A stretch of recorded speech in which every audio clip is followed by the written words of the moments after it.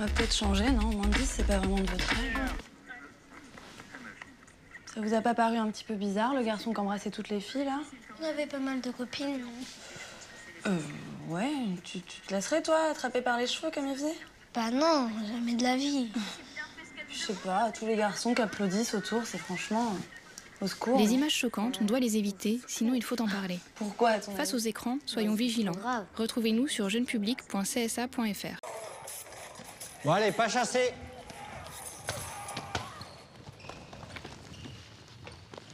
Tu regardes quoi, là? C'est une série, ça, mon frère. Oh là là, c'est gore. Moins de 16 ans, quand même. Tu sais, moi, j'ai beau savoir que c'est des effets spéciaux, ça me fait bien flipper. Ah bon? Ah ouais. Pas toi? Ouais, c'est chaud. Les images violentes, on doit les éviter, sinon il faut en parler. Vas-y, raconte. Face aux écrans, soyons vigilants. Retrouvez-nous sur jeunepublic.csa.fr.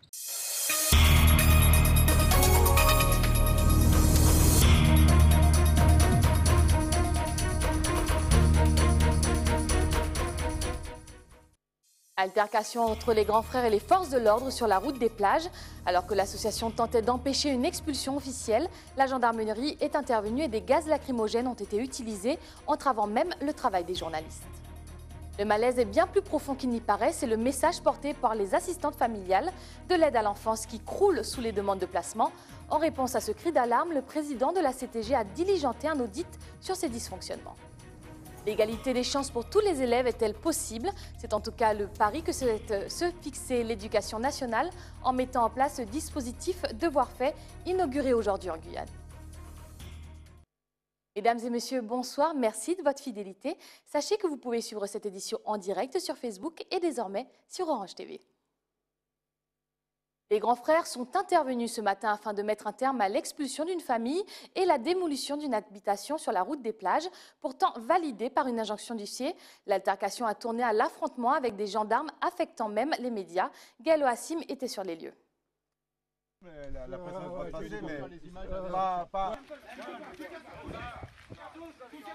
Une réponse sèche et sans sommation. Les grands frères venus soutenir la famille Soudine se heurtent à un barrage des forces de l'ordre qui ne bougera pas. Les forces de l'ordre nous ont gazés, vous avez bien vu, ils nous ont gazés parce que on voulait empêcher qu'il expulse M. Soudine, là, vous savez. Et ce matin, il nous a appelé pour nous dire que les huissiers, tout ça, ils étaient là. Ils étaient là en train de... Ils vont l'expulser aujourd'hui. Donc, nous en est venus. Le simple fait qu'on ait voulu passer pour aller et voir M. Soudine, eh bien, ils nous ont gazés. Donc là maintenant c'est la force. Ok, pas de souci. La force pour la force. Ok. C'est avec stupeur que Stanley découvre ce matin une interdiction d'accéder à la propriété qu'il a vu naître. En effet, les forces de l'ordre ont bloqué l'accès à la maison familiale située sur la route des plages. Quand je suis rentré, avec ma fille même sur les bras, on m'a bousculé, on m'a empêché de rentrer sur la propriété, me disant que je n'avais pas le droit d'accéder à la zone. Ils ont essayé au mois de novembre, on a eu le recours avec l'avocat et ils nous ont fait comprendre que effectivement en fait ça n'était pas du ressort de la mairie, que c'était certainement une erreur, qui n'allait pas casser. Et aujourd'hui, comme ça, surprise, nous sommes des personnes correctes, nous n'avons rien à reprocher aux autres, ni à nous-mêmes, d'accord? Nous ne sommes pas des voleurs, tout ce que nous avons eu là aujourd'hui, nous l'avons eu à la sueur du front. Et aujourd'hui, je regarde qu'il y en a beaucoup qui débarquent de n'importe où, qui font des habitations insalubres, et on ne leur fait rien. Dans une dernière tentative, les grands frères tentent de bloquer l'accès de la maison en abattant un arbre sur la route. Mais rien n'y fait, malgré les protestations, la maison familiale a été démolie après une quarantaine d'années d'occupation du terrain. En Guyane, les familles d'accueil ne peuvent plus mener leur mission à bien et le malaise est bien plus profond qu'il n'y paraît. C'est le message que les assistantes familiales ont tenu à faire passer lors d'un sit-in qui s'est tenu aux portes de la CTG. Au même moment, un point presse était organisé entre les murs de l'hôtel territorial sur l'audit diligenté par Rodolphe Alexandre, Jonathan Lariot. Il aura fallu faire du forcing ce matin pour pouvoir passer les portes de la CTG. Montées au créneau, les assistantes familiales de la collectivité dénoncent plusieurs situations dont elles sont victimes. Nous avons forcé la porte pour permettre aux dames de s'abriter et de venir manifester à nos côtés là pour demander une date pour qu'on puisse nous rencontrer, pour que les difficultés et les frais soient levés en tout cas, pour que ce soit plus clair pour elles, pour leur situation et pour qu'on puisse les respecter au moins donc, à la CTG. Voilà. Mais ce n'est là que la face dévoilée d'un problème d'une ampleur sans précédent, celui d'un territoire aux limites de ses possibilités de prise en charge d'enfants placés en famille d'accueil. Limité à 3 enfants par famille, les services de la CTG sont obligés aujourd'hui de dépasser ce seuil, avec près de 600 enfants placés pour 168 assistantes familiales. Aujourd'hui, il faudrait qu'on rattrape notre retard structurel, c'est-à-dire aujourd'hui il y a un déficit au niveau des équipements, donc des foyers, des maisons à caractère social, et puis le recrutement d'assistants familiaux. Donc actuellement, effectivement, nous avons des familles d'accueil qui accueillent plus de 3 enfants.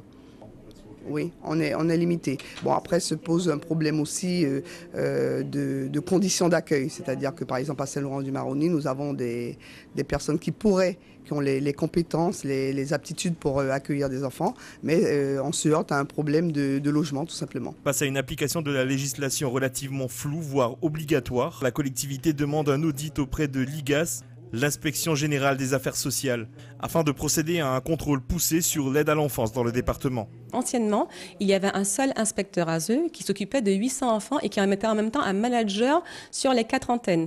Là, on aura 2 inspecteurs ASE, 2 cadres délégataires de catégorie A qui seront chargés du suivi des enfants. Donc la priorité qu'ils auront, c'est de reprendre le dossier de chaque enfant confié de façon à faire un état précis sur la situation de chaque enfant. Nous mettons en place également, et ça de façon distincte, un accompagnement pour les assistantes familiales, mais également une cellule de contrôle et d'enquête pour les assistantes familiales, mais également pour les établissements.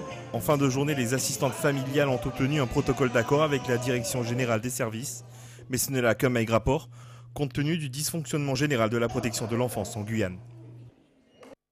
Depuis le 3 novembre, 11h44, les femmes travaillent bénévolement. C'est ce qui résulte d'une étude sur les différences de salaire entre les sexes. Et pour débattre de cette injustice professionnelle, un atelier était organisé aujourd'hui à l'initiative de la mairie de Cayenne. Gaëlle Oassim y a assisté. Il faut savoir qu'à la mairie de Cayenne, les femmes sont plus nombreuses que les hommes. Et le DRH tout à l'heure a présenté un tableau, en tout cas par rapport aux catégories, parce que vous le savez, dans la fonction territoriale, il y a des catégories A, B, C. Et j'ai été très fière de constater que dans toutes les catégories, les femmes, le nombre de femmes était supérieur. Donc cela veut dire que la mentalité change, qu'on arrête de dire que les femmes sont faites pour rester à la maison, pour éduquer les enfants. Je pense qu'il faut sortir les femmes, en tout cas les femmes guyanaises, de la précarité. Dans la fonction territoriale, il y a des grilles qu'on est obligé de respecter. C'est pas comme dans une entreprise privée où on peut avoir tendance à vouloir augmenter peut-être, je dis au hasard, le salaire d'un homme. La fonction territoriale, c'est une grille que nous respectons, que ce soit femme, que ce soit homme. Mais je reconnais que mes services sont managés en règle générale, en tout cas en majorité, par des femmes. Aujourd'hui, la collectivité municipale interroge ses services, fait le point sur l'organisation interne.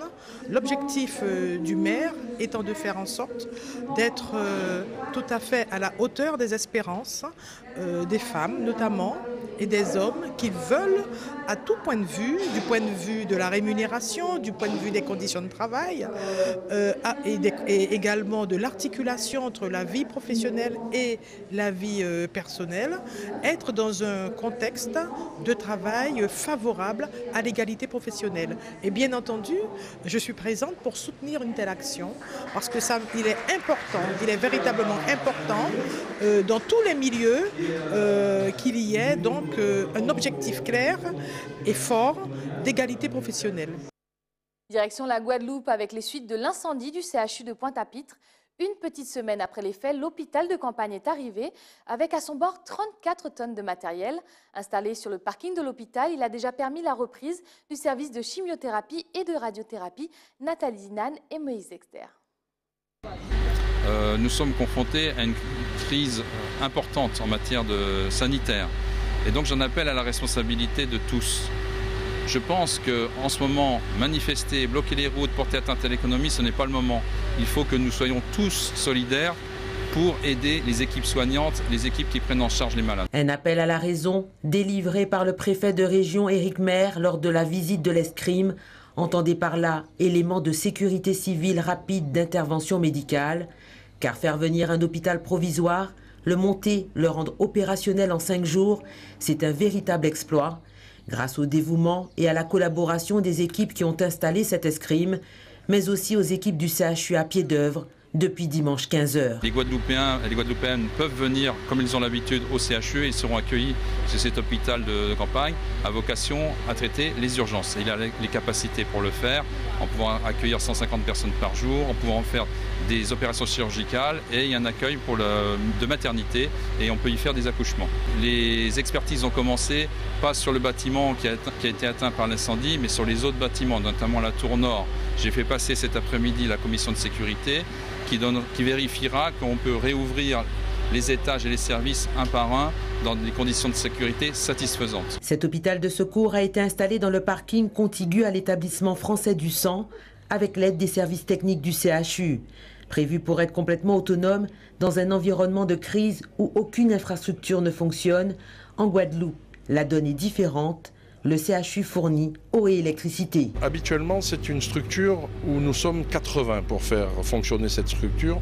Nous sommes venus seulement à 40 avec essentiellement une partie de logisticiens et une équipe médicale réduite. Parce que justement, l'objectif est que les équipes médicales du CHU s'approprient la structure. Petit à petit, les patients commencent à arriver et ça permet à chacun de se rôder, de voir comment ça fonctionne et de mettre en place tous les protocoles, tous les circuits de soins pour que la population soit soignée au mieux. Et dans des conditions de sécurité optimales.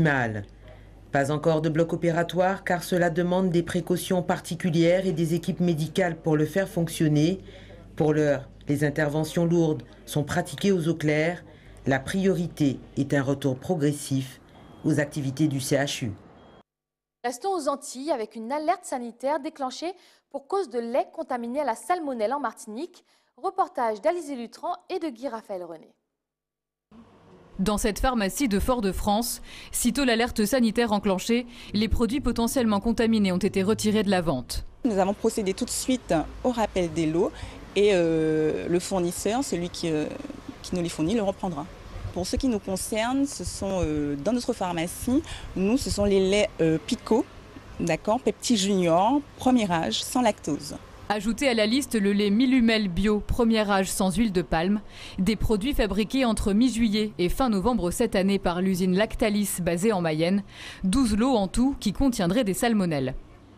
Les symptômes apparaissent 3 jours après l'ingestion.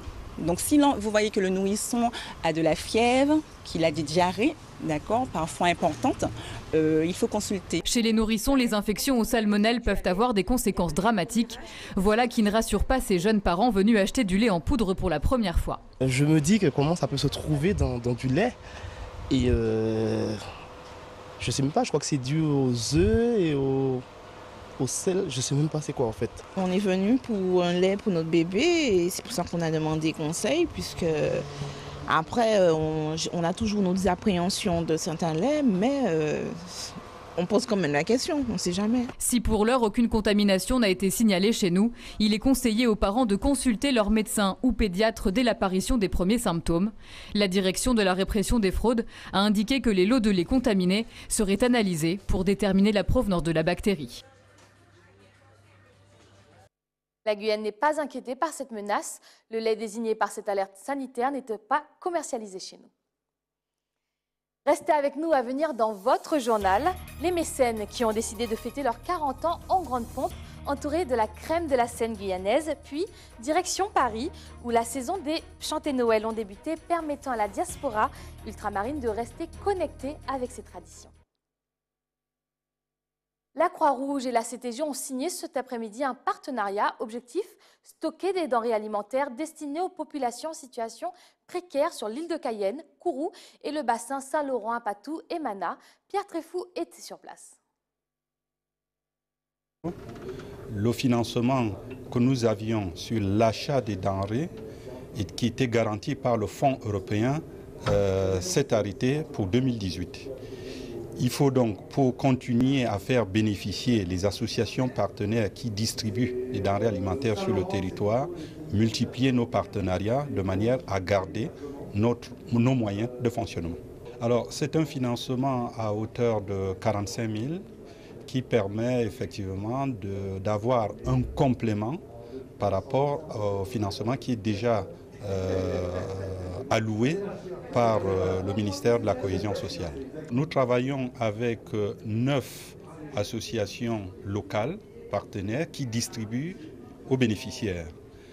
Et les remontées des informations que nous avons, c'est qu'ils distribuent, ils ont entre 30 et 35 000 bénéficiaires directs de l'aide alimentaire. En Guyane, de nombreux enfants ne sont pas accompagnés pour les devoirs à la maison. Ils pourront désormais profiter du programme Devoirs faits, un dispositif d'aide permettant aux élèves de revoir leurs leçons en dehors des heures de cours avec l'aide de professeurs ou de personnel qualifié. Le recteur de Guyane était aujourd'hui au collège Paul Capel pour assister au lancement de l'opération chez nous. Pierre Tréfou. Pas vraiment apprécié des élèves ni des parents, les devoirs à la maison vont déménager. En effet, un nouveau dispositif pour le travail personnel des élèves leur permettra d'avoir un temps dédié en dehors des heures de classe et au sein même du collège. Le recteur Alain Yong-Lekama était en visite ce matin au collège Paul Capel pour prendre la mesure de ce nouveau programme. L'idée, c'est qu'au fur et à mesure qu'on se dit que les enfants sont devenus totalement autonomes dans la capacité à faire les devoirs, c'est de les sortir du dispositif. Et donc plus on en sortira au-delà des résultats scolaires à la fin, plus on en sortira du dispositif, plus on aura gagné. Parce que l'idée, c'est vraiment les rendre autonomes dans la capacité à faire leurs devoirs. Donc c'est vraiment les élèves qui ont aujourd'hui quelques difficultés qu'on comprend très très bien, dû au manque d'accompagnement, au contexte dans lequel ils font leurs devoirs à domicile. Et donc, oui, le vrai indicateur, ce seront les taux de sortie du dispositif. Et ça, on y compte bien. On a à peu près 32 000 élèves en collège, parce que ça ne concerne que les collèges. On a déjà 3 500 qui sont inscrits, ça a commencé pour eux. Ça fait à peu près 27 000 heures de travail pour les enseignants supplémentaires. Donc, le dispositif, il prend forme. Il va continuer de croître et de toute façon, on a mis tous les moyens qu'il faut pour atteindre nos objectifs, c'est-à-dire vraiment réduire les inégalités. Le travail personnel des élèves est décisif pour la réussite de leur apprentissage et les conditions de travail peuvent être une source d'inégalité. Déjà, les conditions, c'est d'avoir le cadre. C'est-à-dire que là, on n'a pas une télé, on n'est pas dans le salon avec une télé qui fonctionne. On n'a pas la musique qui est à fond. On est concentré sur le travail, on est dans des conditions de travail pour travailler. Le dispositif a été mis en place au collège et est apprécié par les élèves. J'ai aimé parce que quand les élèves n'ont pas l'opportunité de le faire à la maison, ils le font ici.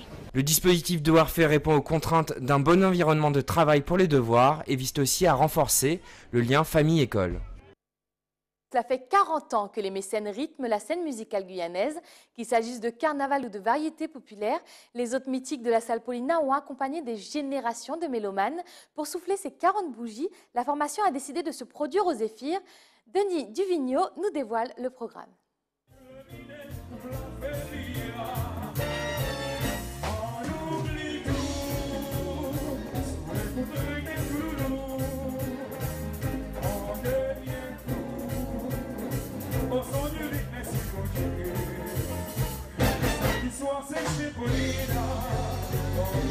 Le 9 décembre, en fait, c'est une date qui a été choisie il y a de cela quelques mois, parce qu'en fait, le 9 décembre, c'est le jour anniversaire du chanteur mythique des mécènes Bernard Inglis, qui nous a quittés il y a 15 ans. Ce jour-là, eh bien, ce sera la fête des mécènes, son 40e anniversaire, parce les mécènes est né au mois de décembre de l'année 77.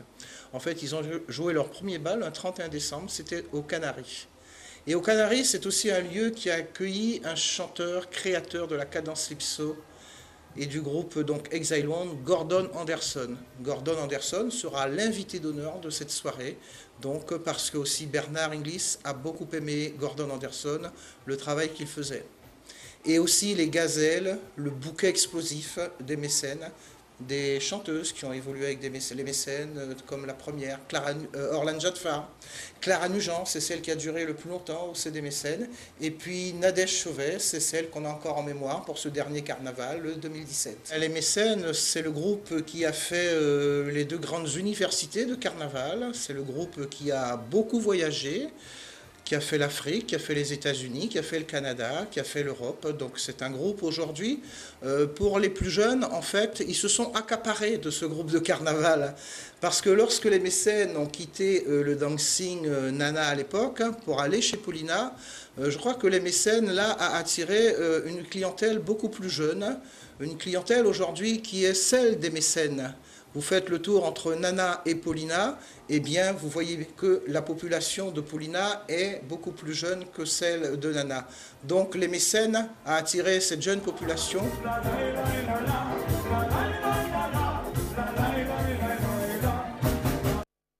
Le Conseil régional d'Île-de-France a débloqué 80 000 € pour accompagner les associations organisatrices de Chanter Noël. Résultat, le nombre de ces rendez-vous a explosé en région parisienne. Certains sont à but lucratif et s'éloignent de la tradition, alors que d'autres, plus intimistes, ont vocation à faire perdurer la coutume. Éric Dupuis en a capté l'ambiance. Rien que vendredi 8 et samedi 9 décembre, au moins 16 Chanter Noël publics sont prévus en Île-de-France.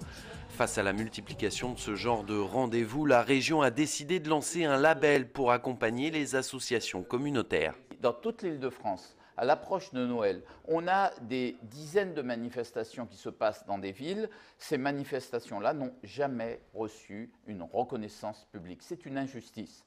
C'est une injustice que la région veut réparer.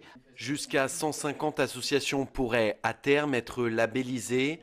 Pour promouvoir ce programme, la région a lancé un concours cette année. Une cinquantaine de Chanter Noël seront évalués par un jury jusqu'au 23 décembre. C'est un véritable constat comme quoi ça partait dans tous les sens. Il y a des gens qui faisaient le beurre en quelque sorte à travers ce Chanter Noël. On a dit non, stop. Chanter Noël, c'est quelque chose de traditionnel chez nous, comme les soirées Bel Air, comme les soirées Les Roses de chez nous, qui est gratuit. Et ensuite, les gens viennent en famille, participer, il y en a qui amènent à boire et à manger. L'objectif, c'est surtout d'inciter à terme les mairies de la région à faciliter l'organisation des soirées, en ne faisant pas payer la location de la salle des fêtes, par exemple. 80 000 € ont été débloqués par le Conseil régional pour ce programme. Nous avons écrit aux maires pour leur demander de les accueillir, d'être présents et de les aider à communiquer, de les aider dans leurs journaux municipaux, de les aider aussi par tout moyen, s'ils ont aussi de manière électronique des communications sur leur site internet. C'est important que les maires s'engagent derrière les Chanter Noël et qu'ils ne découvrent pas l'existence des ultramarins seulement au moment des élections. 40 associations devraient être labellisées dès cette fin d'année et recevoir 300 € chacune. La remise des prix du concours, qui va jusqu'à 3 000 € pour les vainqueurs, aura lieu début janvier à l'hôtel de région. C'est la fin de cette édition, mais avant de se quitter, rappel des principaux titres de ce 5 décembre. Altercation entre les grands frères et les forces de l'ordre sur la route des plages. Alors que l'association tentait d'empêcher une expulsion officielle, la gendarmerie est intervenue et des gaz lacrymogènes ont été utilisés, entravant même le travail des journalistes. Le malaise est bien plus profond qu'il n'y paraît, c'est le message porté par les assistantes familiales de l'aide à l'enfance qui croulent sous les demandes de placement. En réponse à ce cri d'alarme, le président de la CTG a diligenté un audit sur ces dysfonctionnements. L'égalité des chances pour tous les élèves est-elle possible? C'est en tout cas le pari que souhaite prendre l'Éducation nationale en mettant en place ce dispositif Devoirs faits inauguré aujourd'hui en Guyane.